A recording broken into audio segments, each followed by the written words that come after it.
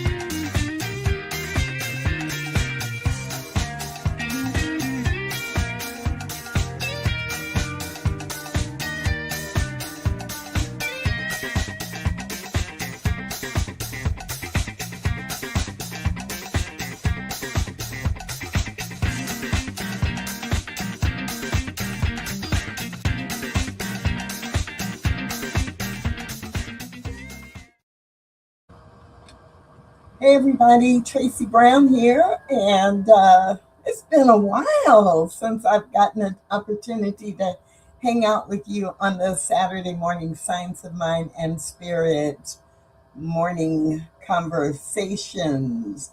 And it is a conversation, I hope. So please say hello in the chat or in the comments section, depending on which platform you are participating. And I'd love to know who is out there and where you are from. Good morning, Wayne. So glad to see you. Haven't seen you here on Saturday in a while. And Linda, so good that you are here. And Shay, hey, Shay.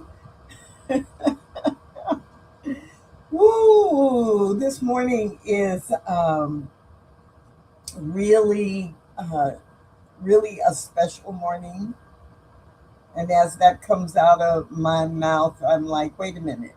I believe every morning is a special morning. If I wake up, it's already a good day.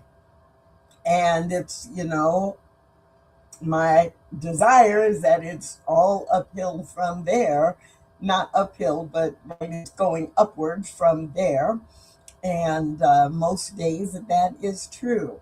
But I am really glad to be with you this morning because I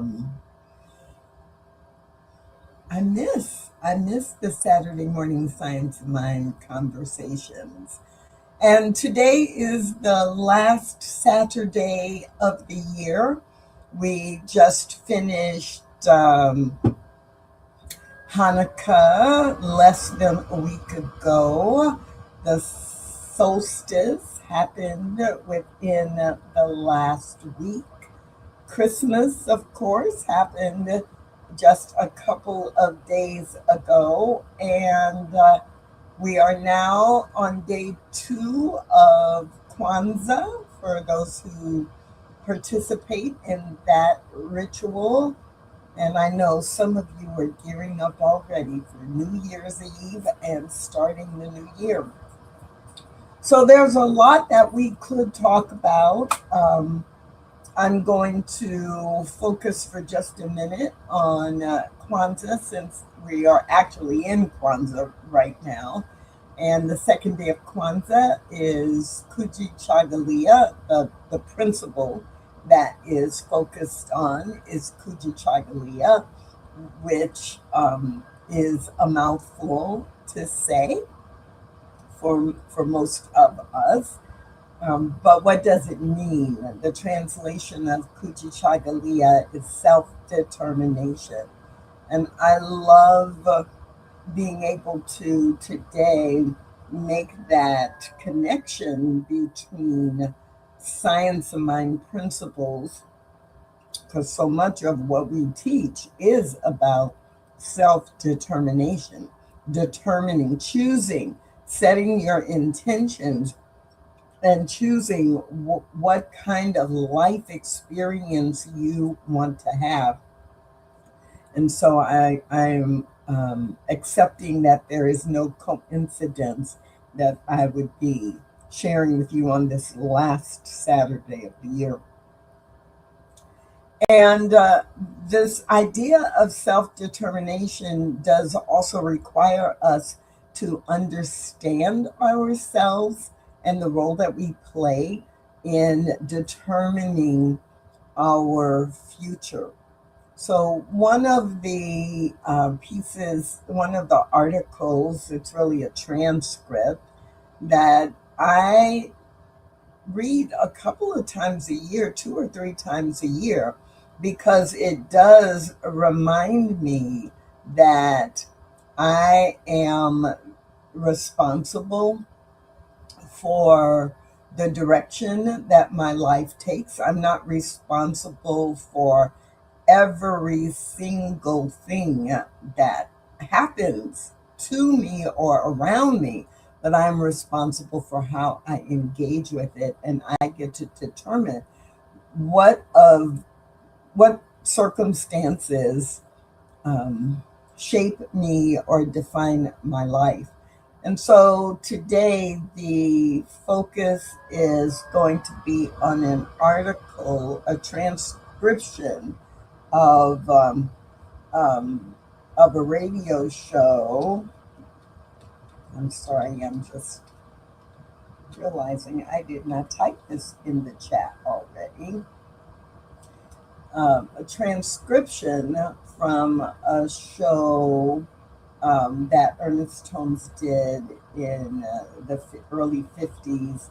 And the theme was Your Invisible Guest. Your Invisible Guest.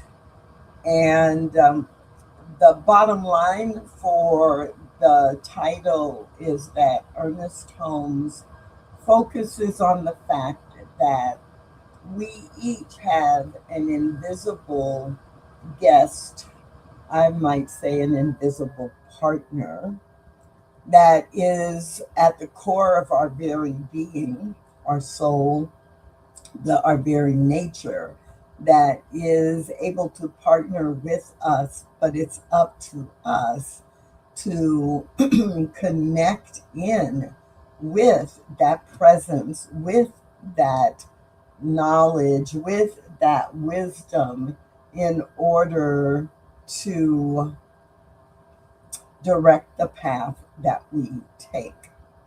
So, one kind of side note, just in case you are not a regular viewer on the Saturday morning Science, Mind, and Spirit conversations, during the first 8 months of the year, we actually go through the Science of Mind book, chapter by chapter, and do highlights and share comments and discuss what makes sense and what doesn't. And that takes 7.5 to 8 months to do. And then in the last 4 months of the year, we go to the Science of Mind Library and Archives and we extract articles or recordings about core principles of the science of mind, and we talk about them. So for the last 4 months, that's what we've been doing, and we will continue to do that right now, today. And then next week, we will begin to set the framework and begin again at the start, at the introduction to the Science of Mind textbook. So please hang out with us all year long. But this is why we're talking about this particular transcription, Your Invisible Guest by Ernest Holmes today. Okay, so Your Invisible Guest. How does Ernest Holmes begin this? Friends, if God is all there is, then it follows that spirit within us must be some part of the divine being. Okay, that is just an automatic place to begin. A place to begin. Wait a minute. Do you really believe that God is all there is? Right? Do you? Do you really believe that God is all there is? Because if you do, then that means that God is expressing in, as, and through you, just like God is expressing in, as, and through the oak tree, or in, as, and through the sun, in, as, and through everything that it creates. So that's a basic premise, that we believe that God is all there is. So that means that God is some part of each one of us. The divine being is some part of each one of us. When we were born into this world, we were accompanied by a spiritual presence, which is the real self. But this spiritual self is pretty much an unknown guest to, Ernest Holmes writes, or spoke, all of us. I would say an unknown guest to many people around the globe. And for those of us who are studying science of mind, it is, the more we study, the less it is an unknown guest. But even though we know that spirit is some part of who we are, okay, I'll just speak for myself. Even though I know spirit is some part of who I am, there are days and times and moments and conversations and experiences where I act like I have forgotten it. Well, I have forgotten it, which makes me behave in ways that are 100% human. And it's just interesting how that doesn't always work out so well. And then when I remember that I have this invisible guest that I think of as a partner, an invisible partner that is working with me, that is committed to my good, that already knows the answers of what to do, when to do, how to do it, and why. And I could partner with that part of me to have a different outcome, to have a better outcome, to move through whatever I'm moving through faster. And this show that he did, and this transcription of the recording that we have available to us, is just such a great reminder. Now, the second paragraph starts out with, now, nothing is more important than that we should know ourselves. Remember, I said today was day 2 of Kwanzaa, and the principle that is focused on day 2 of Kwanzaa is Kujichagulia. And Kujichagulia means self-determination. So, right, nothing is more important than that we should know ourselves. In search of this self-discovery, we naturally start with the physical body. And of course, we believe in giving the body every chance we can to be well and healthy. We believe in proper diet and sane eating. We realize that we all need rest and relaxation. And certainly, we accept the findings of modern medicine and surgery. And this paragraph, like after the first sentence of this paragraph, it makes me smile because sure, we start with the physical body and we believe in giving the body every chance to be well and healthy. What did you have for breakfast today? Was it healthy? Was it supporting wellness and physical wholeness? I don't know. I'm just curious because I don't know. Actually, I had a good breakfast this morning, but I did not have such a good dinner last night. So I know that my physical body requires me to take care of it. I know that I am the one responsible for making healthy food choices, healthy choices about exercise and fitness, healthy choices like, do I really want to follow my doctor's orders and take that prescription or not, right?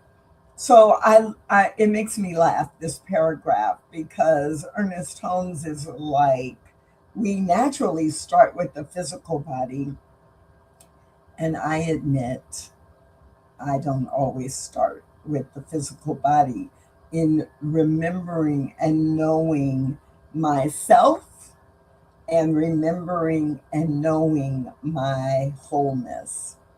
So, but it's a good place for us to begin and to be thinking about this invisible guest that is within me and knows more. So, Ernest Holmes, and remember, this was written in the early 1950s. And so he shares that nowadays, which is the early 50s, there was already that point of being not clear about where the body leaves off and the mind ends, and the beginning of the mind body, of being conscious and aware of the mind body connection. That in the early 50s, there was already this awareness happening and this focus on, hey, wait a minute, we can't just take care of our body. There is some mental impetus that is also there.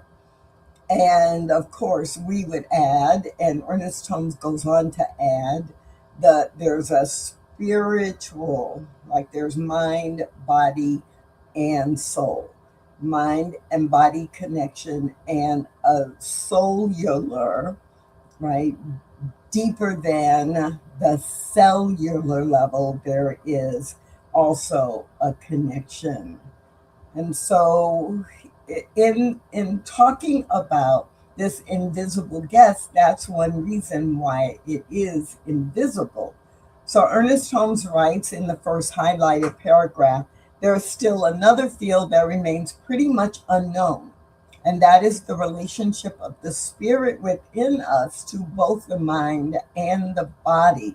We have bodies and we have minds. We are also spirits. And there is a spirit within us that uses, right? It is expressing through mind and body. And so it's interesting imagery that he begins to dive into with this imagery of the guardian angel. And I don't know, I don't think we use angels very much in Science of Mind. And when we do, it is kind of in this context that Everyone, in a sense, has a guardian angel, the angel of one's better self, or the angel that is the presence of God within. That energetic, that intelligence, capital I intelligence, that capital C consciousness, that is sometimes what I refer to as the spiritual DNA. Like I have the biological DNA of my physical parents, birth parents, and I have the spiritual DNA of the spiritual source of my life.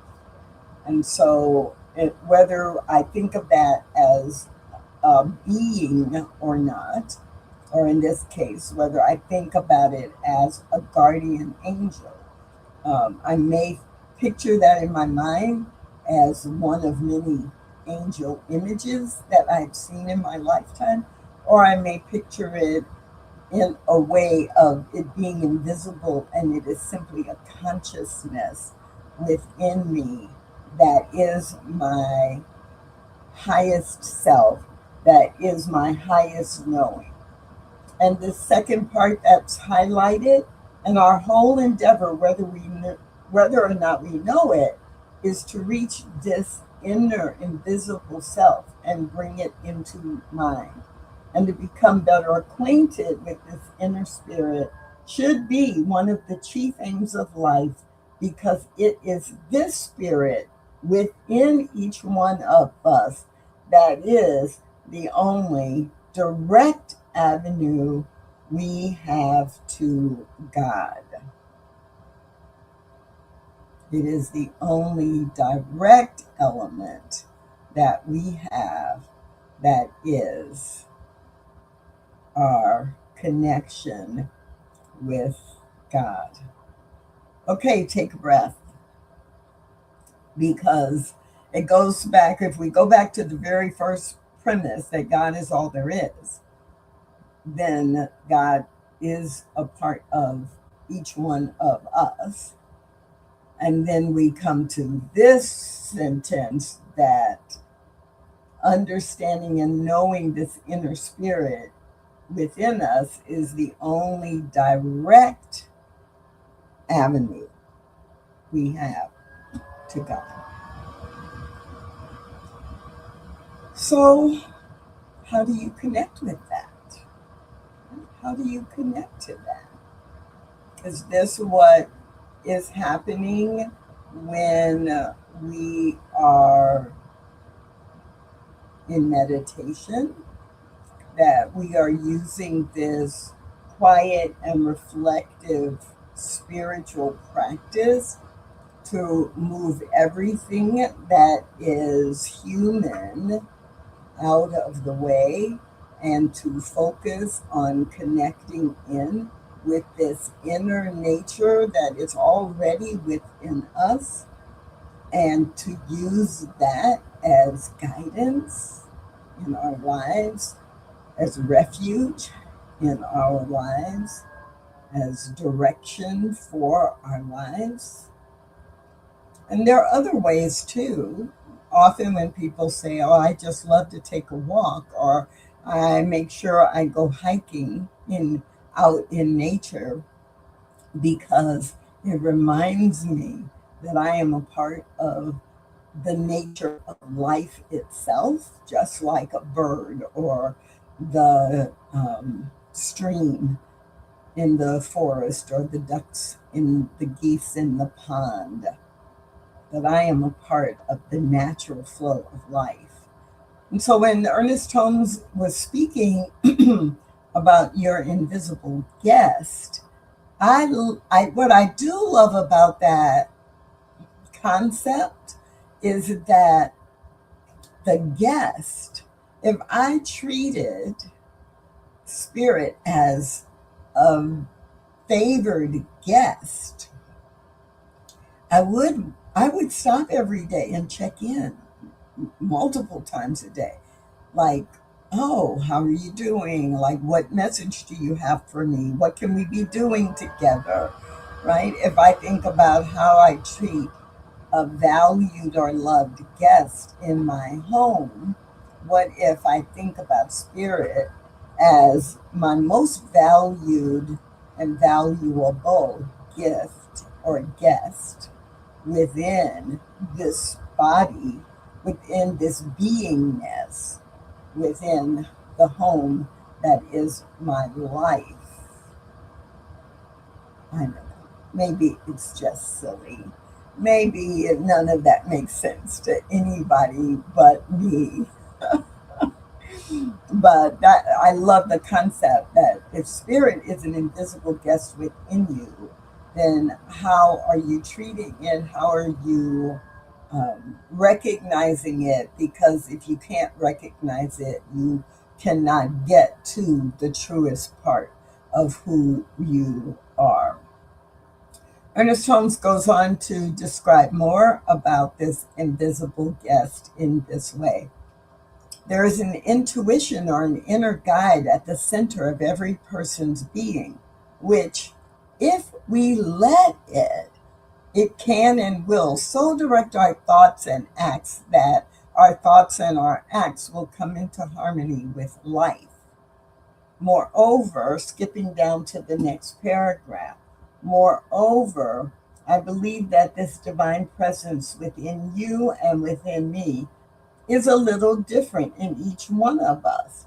Life never reproduces itself. Now, if you've been around me for a while, you know that I love this and where he's beginning to go in this part of his talk, because at this moment he begins to explain that oneness does not mean sameness, that if life does not reproduce itself exactly ever.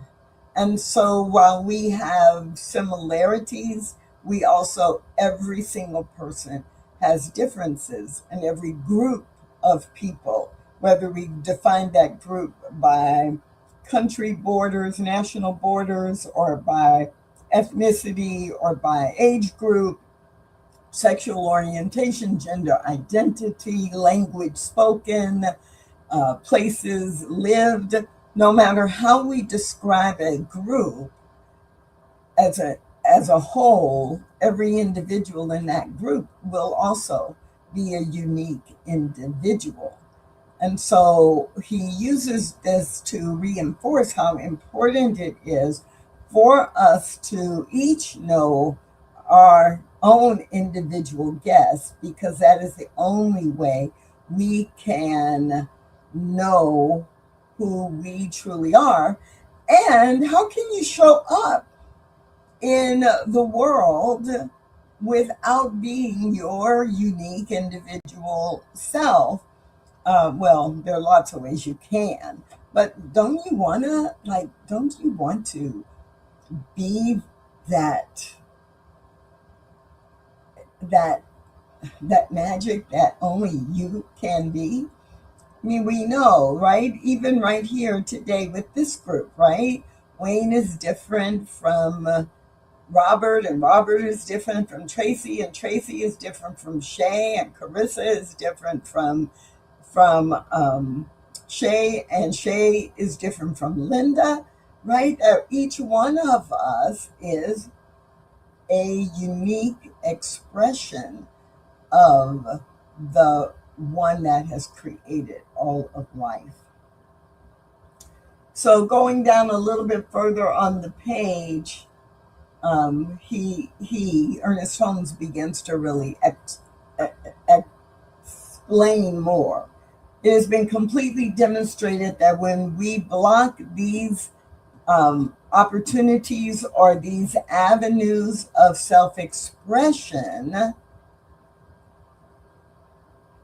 then we become emotionally congested.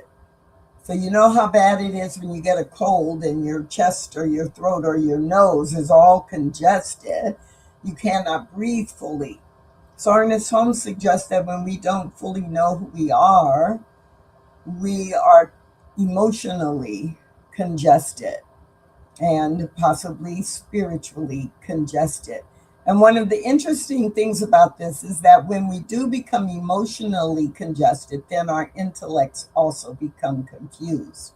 If we spend as much time becoming acquainted with our invisible guest, this spirit within us, as we do denying its presence, we should discover a wholeness at the center of our very being, a peace and a quiet contentment. And if we were operating from that point, it would do away with all our confusions. Next paragraph. But if each one of us is an individual in God and a person in his or her own right by divine decree, then it is not going to be any use to pattern our lives after others. Ooh, wow. Whew, when I was reading this paragraph a couple of hours ago, I got distracted because I wanted to really think about it and how that expresses in the bigger world, in the collective experience, that because we each individually are not going within and finding and then living in partnership with this individuation, then we begin to pattern our lives after others or do things that others dictate. And when Ernest Holmes then wrote in the next sentence, probably this is the real spiritual secret of democracy, that countless numbers of persons should learn how to live together while at the same time remaining themselves.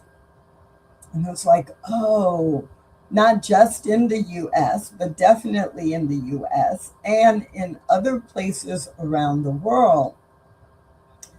Democracy is failing because the individuation, the respect for individuation in different types of people, right? If that's disrespected or not valued, and what is valued or rewarded is that, oh, one person or one small group of people decides and then dictates what is good, what is right, what is better, and it doesn't have or reflect or value the variety that exists within the humanity that's affected. It's like, oh, that is the difference between democracy and other types of government or leadership. But nature is not confused, Holmes says. And if there is confusion in our lives, it is because we are not adhering to the laws of nature, right? Like, oh my goodness, the laws of nature. Nature is not confused. And if we are confused, if we have confusion in our lives, we are the ones who are not in alignment with the laws of physical nature or the laws of spiritual nature, either or both. Now, this is a very simple lesson, and it's a basic foundational lesson within Science of Mind, that we are not making or forcing anything to happen. What we are doing is we are aligning with what is physical law, what is spiritual law, and then making choices that allow those laws to work for us and with us, instead of fighting against them or thinking we can control and change what is spiritual law or what is physical law, right? We know that gravity is a physical law, and we understand it enough to know that I cannot just ignore gravity. Now, in our science, in our aviation science, we have learned to build machines that work with gravity in a way that allows us to fly, allows us to do certain things, but we are not changing gravity. We are learning to work with it to then experience flight. So think about that with spiritual law. I'm not able to change spiritual law. That my invisible guest is with me all the time, just waiting to partner with me or to provide guidance for me that will help me achieve the goals I have set. That is just law. It's spiritual law. I can ignore it and it's still working on with me on whatever I've decided is important, which may not get me the results that I want. It is still always working, but if I don't understand it, then I don't use it. But when I understand that this invisible guest is my partner in expressing the best of who I am, then yeah, I'm tapping in every day. I'm doing my meditation. I'm journaling and reflecting and opening myself to spirit's highest vision for my life in the visioning process. I am sitting quietly in contemplation and listening, not just with my ears, but with all of my senses for a nudge, for a whisper that will help me integrate the wisdom of my invisible guest, as Ernest Holmes is referring to it in this particular talk. Wow. And then together, my soul expands and expresses through me and as me. And not only am I happier and more fulfilled, but anybody who has to engage with me is probably happy that I am partnering with spirit and not just being led by my human ideas and feelings. So Ernest Holmes does go on to remind us that this invisible guest that we are hosting, that truly is the core of our individual and collective lives, that it's for us. And so this highlighted part, follow such genius or ability as you have to the full. Don't be afraid of it. Ooh, don't be afraid of it. So long as what you want to do does not interfere with anyone else, it's right. So long as it is constructive, it is good. So long as it abides in love, it can do no harm. Continuing, I wonder how many of us take the time to become acquainted with this better self, this higher self. Skipping a couple of sentences, you really do have a silent partner. There really is an unknown guest, an invisible presence, a divine intelligence which knows how to do anything.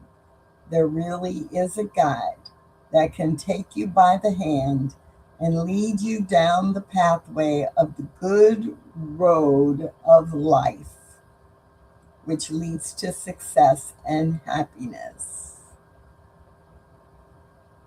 Take a breath. Take a breath.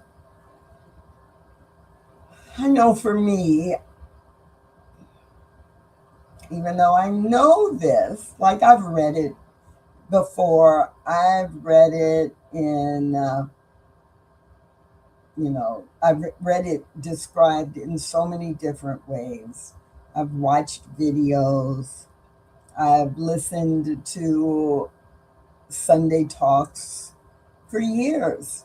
So this is not new information for me. It's not. And it's probably not new information for you either. But why do we do this every Saturday? We do it because every single one of us needs reminders. Every single one of us needs the opportunity to recommit to partnering with spirit. So once again, Ernest Holmes described or titled this talk, Your Invisible Guest. And even though I'm saying that out loud, in my head, it's my brain is translating it to my invisible partner. My invisible partner who is so fully invested in my good that it is operating 24/7, 365 on my behalf and in me, as me, and through me, so that I can experience the best humanity experience that is available to me. And when I think about it that way, I want to know this invisible guest. I don't want it to be an invisible guest. I want it to be a guest that is fully present. I want it to be so much of a guest that is so fully present that I can only think of it as my partner in life, my partner in expression, my partner in expansion, my partner in evolution. And when I think of it that way, then I am very clear that I am determining my overall path. I'm determining where I go, and I am determining how I respond to whatever is going on around me and in the world. And I am determining by the way I live my life what my legacy will be, and what is it that I am now passing on to others and to the world, whether it is while I am in this physical human body or beyond. So are we full circle right back to today is day 2 of Kwanzaa, and the principle of Kwanzaa, the Nguzo Saba of the 7 principles. Today's principle is Kujichagulia. Kujichagulia is all about self-determination, not power over others, not forcing others to do or be anything, but to take full responsibility for the overall direction of your own life and your contribution to the overall direction of the collective that you find yourself a part of. So during Kwanzaa, when the focus is on African American culture and African principles brought into the contemporary world, then when I am thinking about Kujichagulia, I am thinking about my own self-determination. Why do I host a show on the New Thought Media Network? What is the message I have in my ministry in the world? But I'm also thinking about how what I do contributes to the self-determination of Black people in the US and around the globe. So my actions are not just my actions for me, they are also a contribution to the collective. And then beyond that, if we think of concentric circles, right, I think about self determination as it relates to Tracy Brown. And then I think about how what I do contributes to self determination for African American people. And then I think about how what I do and what African American people do that contributes to Black people globally, all over the globe.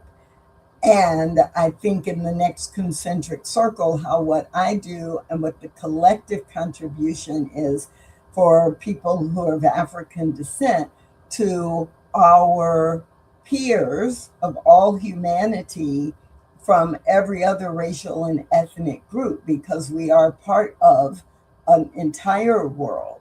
And then when I think about that, if I think about it on a national level, then right, I think then about the next circle, which is maybe all of North America or all of the Western Hemisphere, and then beyond that, the entire globe. So when we talk about self-determination, and when we think about it in the context of Ernest Holmes reminding us that we have an invisible guest who is at the core of our very being and wants nothing more than to be with us as we navigate our life experience, then it is an amazing opportunity to remember, maybe to recognize for the very first time for some, but for others of us to remember that this is a relationship that I want to tend to. This is a relationship that it is important for me to nurture. It is a relationship that is always present, but how much I get from it is directly related to how much I put into it or how much I am open to it. Just like any physical relationship that I have with another human being, except that this relationship is with an energy and an entity that is invisible to the human eye, but tangible to the human experience. Invisible to the human eye, but tangible in my human experience. One more time. This invisible guest may be invisible to my human eyesight, but it is tangible in my human experience. How I recognize and nurture this invisible guest has a direct impact on how I view and experience my human life. So Ernest Holmes goes on for another couple of pages, but I'm not sure I need to even go into any of that. I do want to encourage you to, go to the Science of Mind archives and download, your invisible guest. If you are not a member of the archives, it's pretty affordable. It's less than $2 to download the transcript. If you are a member, then you know that you have 20 free downloads a month, or 20 downloads a month are included in your membership. And this is one that I do read more than once a year. I was thinking about 30 minutes ago, something I said felt really familiar. And I was like, ooh, did I pick this article, this transcription before? Because we've been doing this show for what, 4 years, 5 years? I don't know. And it's very likely that I have shared about it before because it is one of the ones that I go to multiple times a year to remind myself. So let's begin to move toward closing out. Over the next page and a half, Ernest Holmes does give examples of what he would say to someone who is questioning whether or not there really is an invisible guide or invisible guest or invisible partner. And those are some just good examples that are helpful. But I want to highlight 2 or 3 things that he says in the last page and a half before we close out for today. So after he gives those examples, he says, I have seen too many people reborn, remade, and renewed in mind and body just through taking a little time to get acquainted with the better self, just through coming to recognize the invisible and almost unknown guest who accompanies everyone through life. Yes, I really do believe in the spiritual presence within. And again, he uses the imagery of an angel. And, that imagery of an angel is accessible to most of us. We just have to be careful that we separate any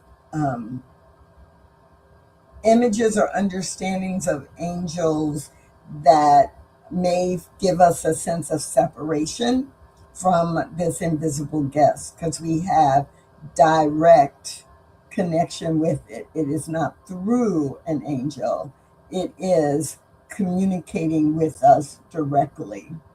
Ernest Holmes then begins to wind down his talk by saying this: I am always reminded of that quiet inner assurance that needs no person outside of themselves to assure them. That divine presence which is positive and calm and sure. And so we should take time every day to form new habits of thought.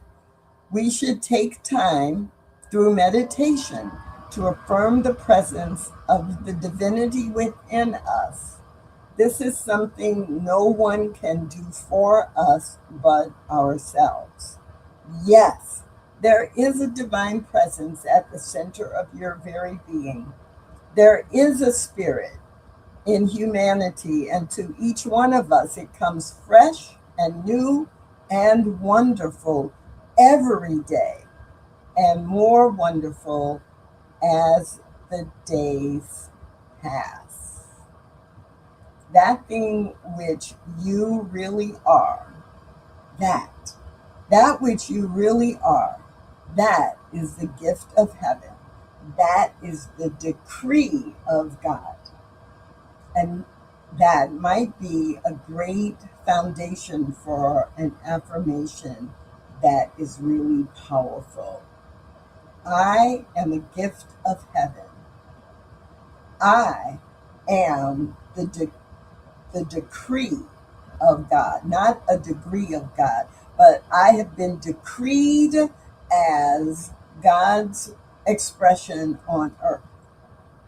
So I am a gift of heaven.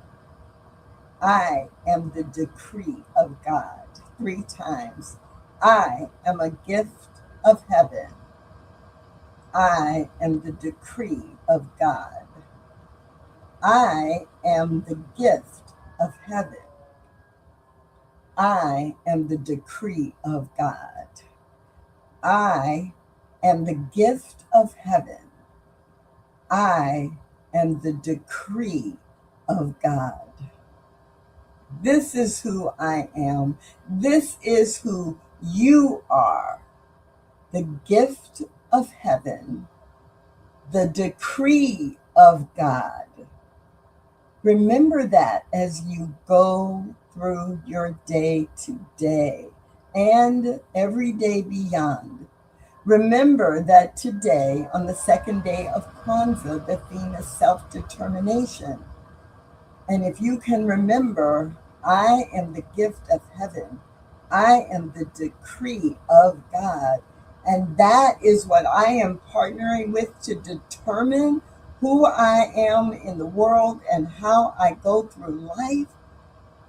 You can only experience good, because we say it all the time. The only word in the vocabulary of spirit is yes. Let spirit say yes to you. Let spirit say yes to the best of itself being expressed in our world today. I'm so glad to have hung out with you this morning. My name is Tracy Brown, and we're closing out 2025 with this focus on your invisible guest or partner. Let's take that into the new year. I'll see you, or one of the members of our team will see you next Saturday right here on the New Thought Media Network and the Science of Mind and Spirit Saturday morning conversations. Bye for now.